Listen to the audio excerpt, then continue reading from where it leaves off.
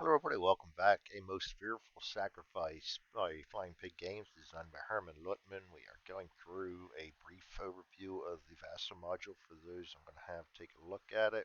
It's not that finished, but I want to get some eyes on it to see how it's taken right now. So anyway, we'll start it up off the splash screen. I'm going to choose solitaire so I can see everything. You get to the main map. The main map, I have this scaled at 63%. There's 100%. So you see we got pretty good alignment and everything going on here. Nice artwork. Got to make the best of that. And the interface where they meet together is right there. So it's pretty seamless in my opinion.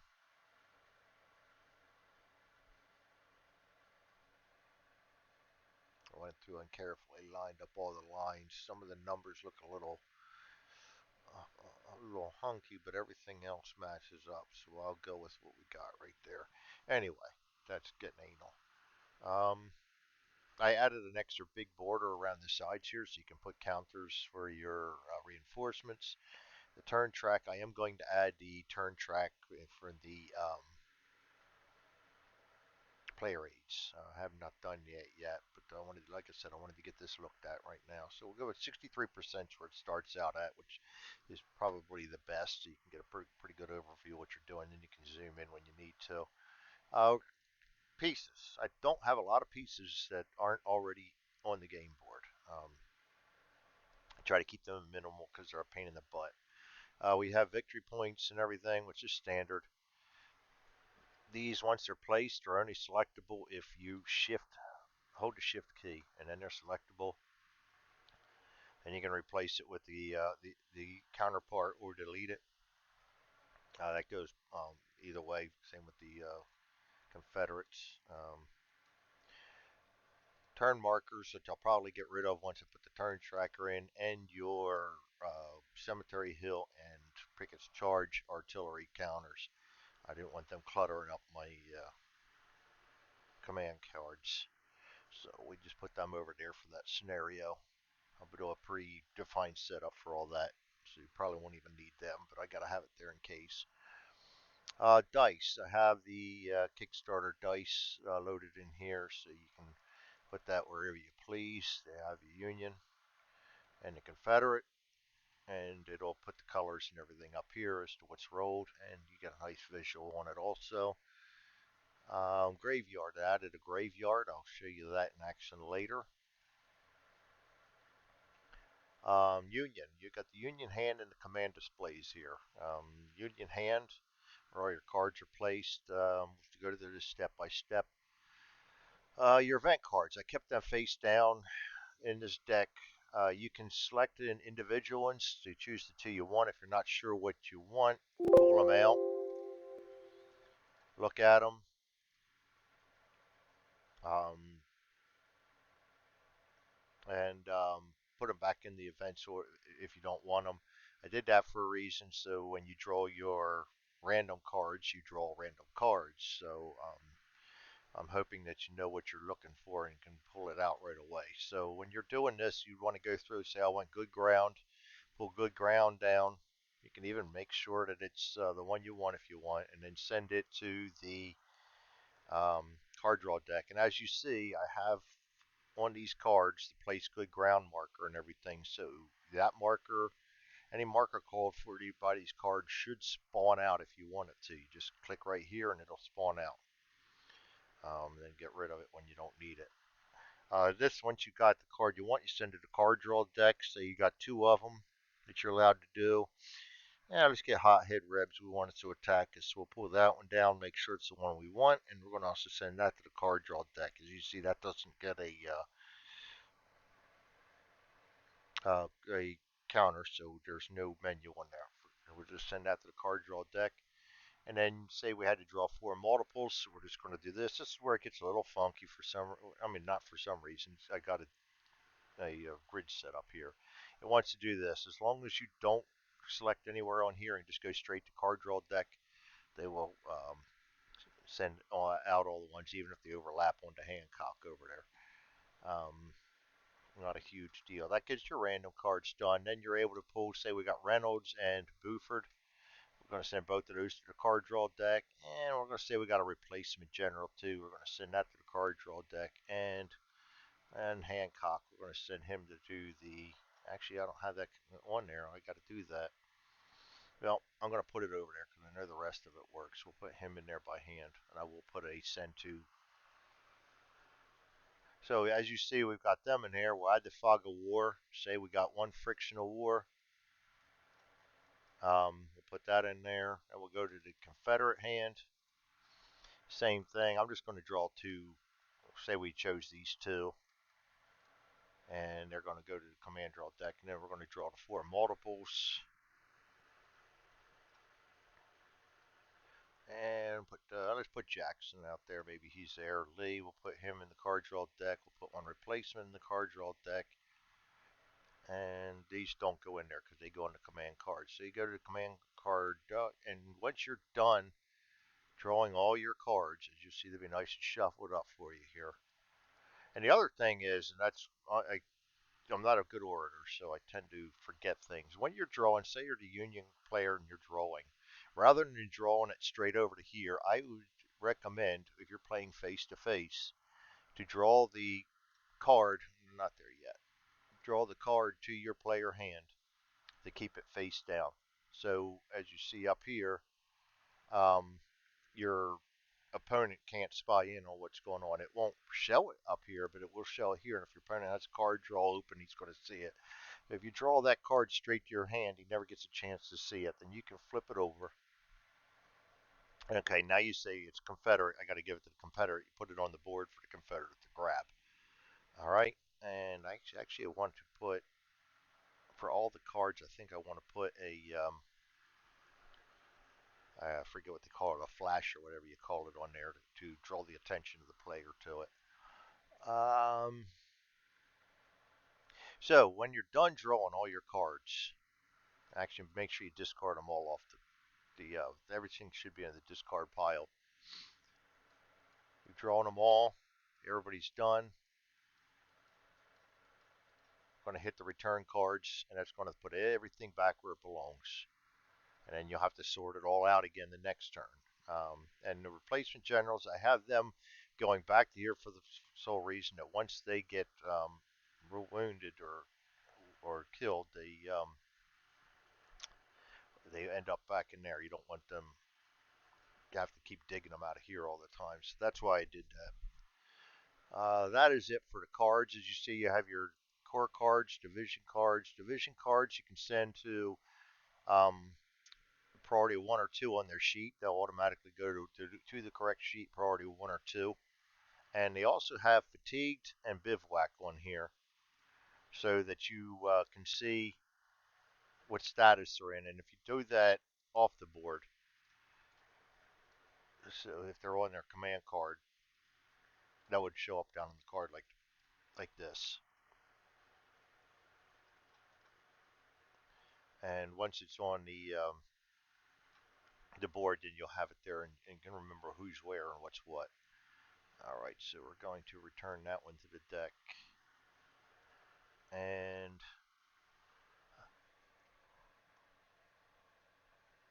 and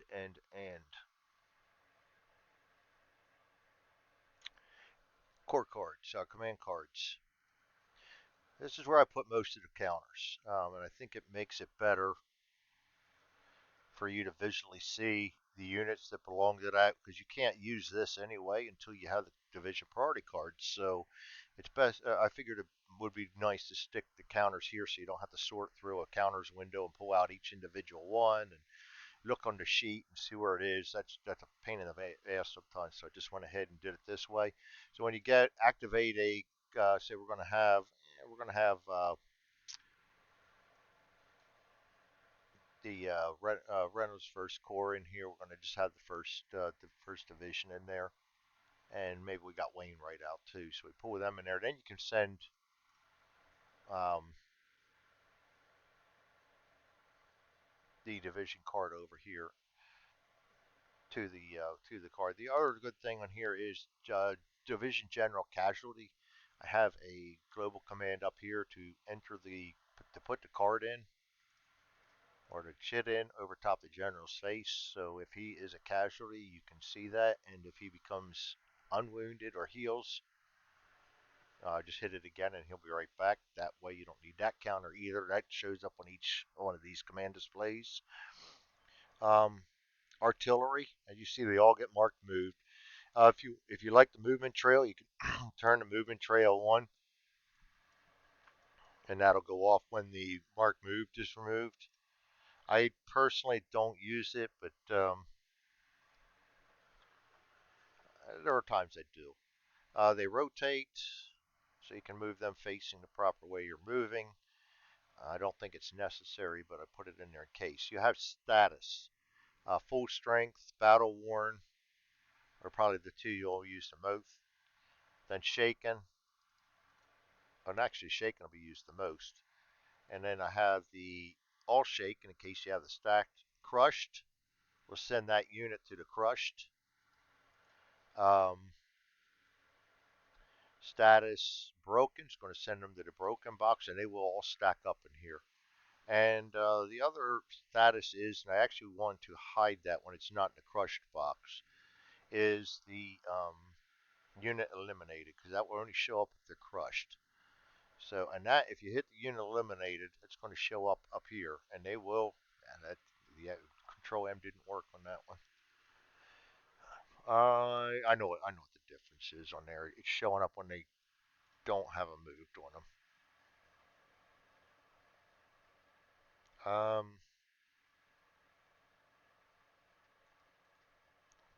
See if he gets eliminated.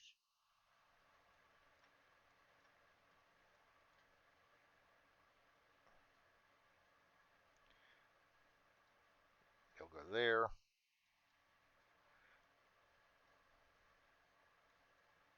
Unit eliminated. They just keep stacking right up along the way there.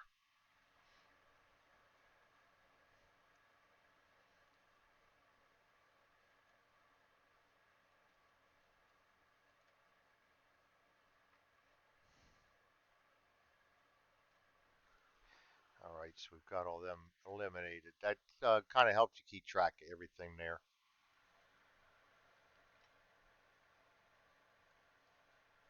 I think I lost one somewhere along the line.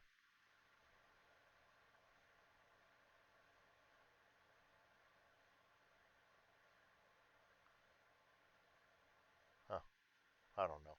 Anyway, if he gets eliminated, we're going to do the same thing. They will stack up. You have spaces for 30 of them to get eliminated. I will hide that command for only showing if they are in the crushed box. I'm sorry, my brain goes sometimes. Things in my brain. The other thing is the Confederates will show up on the bottom of this, and I will put a zoom on that too because it's kind of huge to look at. All the units are all the commands are the same. So Second Corps, all the counters are here for them, spread out by division. Third Corps, Fifth Corps, Sixth Corps, 11th Corps, 12th Corps, and of course the Artillery Reserve is up here above the Artillery Reserve card, and the Union Cavalry's over here. That's where we lost him. We put him over there. And he is limited. That should give us 7 Wainwrights up there. Yep. And you got 30 slots for each side. I don't think you're a pretty poor general if you lose that many complete units in the whole game.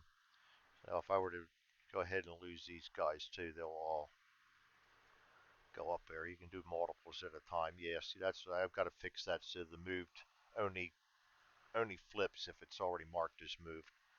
I can do that. That's easy enough. This is why we test things.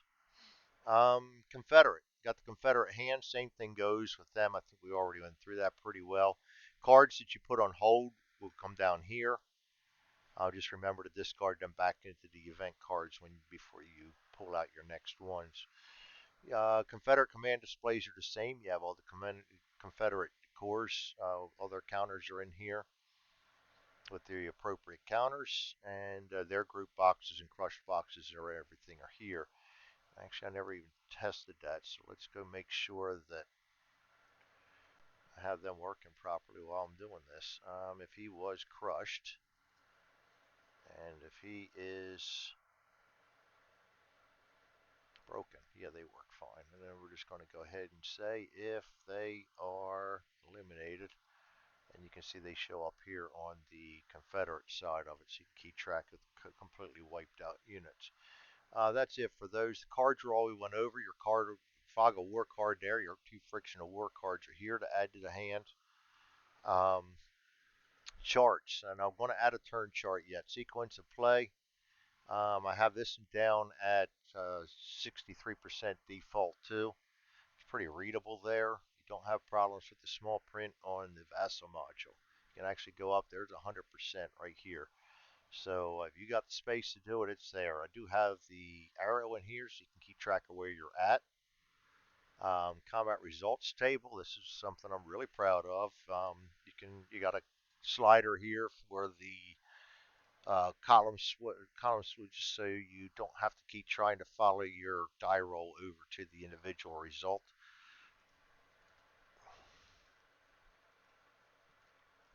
And that'll go all the way over to the end, and you should not be able to command it to go any farther than the edge of it. But I'm going to double check it while we're double checking things. Yeah. Oh, no, I just went home. See that? When you get to the end of it, right here is your last one. If you're like me, you get click happy and you hit home, and that'll send it back here. When in doubt, click home. But it won't let you go left as long as you're in this slot, and it won't let you go right when you're all the way to the right. I thought that something needed to be because it's hard sometimes to keep track of things when you're.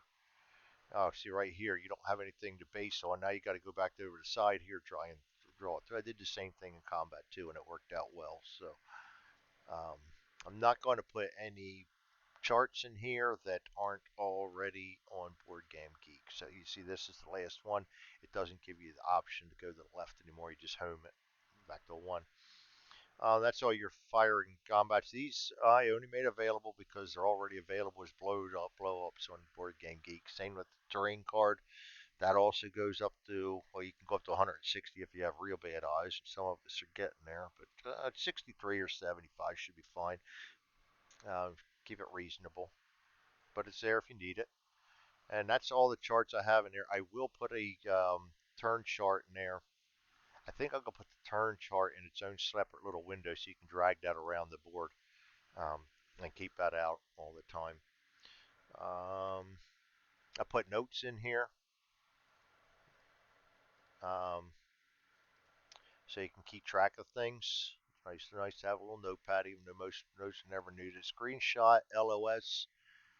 The LOS will give you the range and snaps from center to center. So I don't have like combat. I made the edges legal for easier to stack huge stacks in there. This one I didn't do that because you shouldn't have huge stacks. And LOS is done. Um, you can actually, I showed you that the oh, zoom controls. Now counters. I did get ahead of myself. Union. Oh boy, nice. What have I done here? Oh, I got LOS still up. That'll do it. Okay, let's get out a cavalry. Let's get out a artillery. Let's get out an infantry. We killed off almost all of first course, so we better do these. We got the statuses. We got the I got to fix that. That's on cavalry. Okay. Orders. Every unit, infantry will be the same as the artillery. Will have the availability to attack, defend, or maneuver. I would recommend leaving these on to show that they've already been activated once you've used them. The moved marker should tell you that you've already moved them. This will tell you that they're activated. So I would go through when you activate and activate with the command. Artillery, Same thing. You got your artillery orders: fire, movement, or rally. And again, same thing. You also have the ability to place your moved or fired markers on here to keep track of.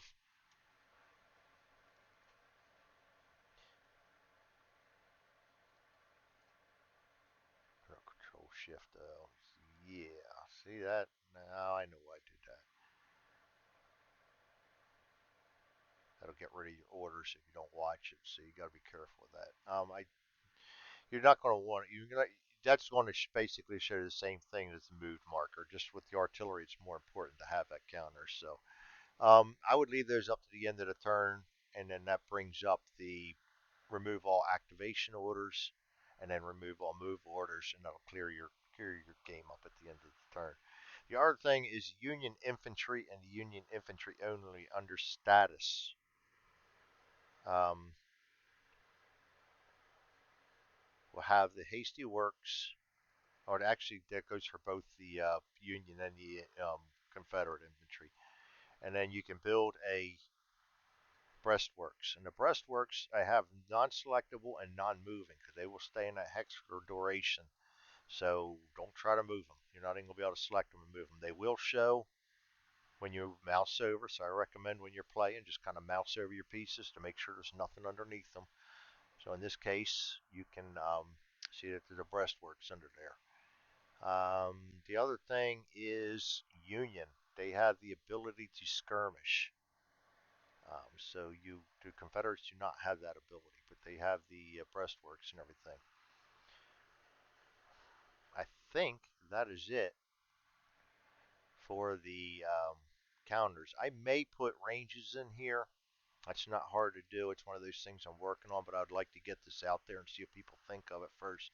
I'm going to send it out to a couple, maybe even just one or one. The other guy I talked to doesn't have the game, so I'm not going to send it there. Um, I'll email Herman on this, which you'll be seeing this pretty soon. That's it for right now. I hope to do some more to it. Liking what I see so far, and hope you guys enjoy it. And we will see you next time. A Most Fearful Sacrifice by Flying Pig Games, designed by Herman Luttman.